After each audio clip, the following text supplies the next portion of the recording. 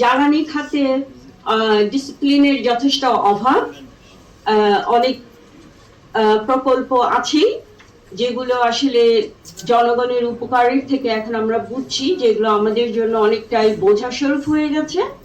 আমরা এটাও বুঝছি যে এগুলোতে যে অর্থায়ন হয়েছে এই অর্থায়ন গুলো তো ঋণের থেকে, সুতরাং এই আমাদের দেশ অলরেডি একটা দীর্ঘ মেয়াদী ঋণের বোঝায় পড়ে গেছে এবং এগুলো প্রায় সবগুলোই হচ্ছে ফসিল ফুয়েল বেসড এনার্জি জন্য করা হয়েছে। কোনোটা কোল বেসড, কোনোটা গ্যাস বেসড, যেগুলো শুধুই অর্থনৈতিক প্রভাবই না, সেটার সাথে পরিবেশগত প্রভাব।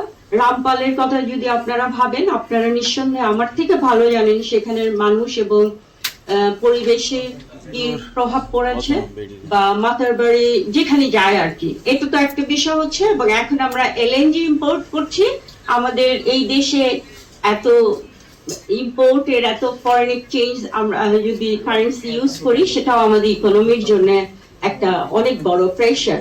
যে জন্য সাস্টেইনেবল ইকোনমির কথা আমরা ভাবছি এবং আমরা আশা করছি সামনের দিনে যারা ক্ষমতায় আসবেন, যেই আসুক, ওনারাও এই ভাবনাটা ভাববেন।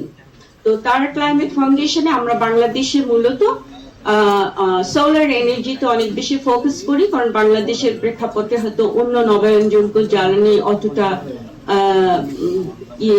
এফিশিয়েন্ট হবে না।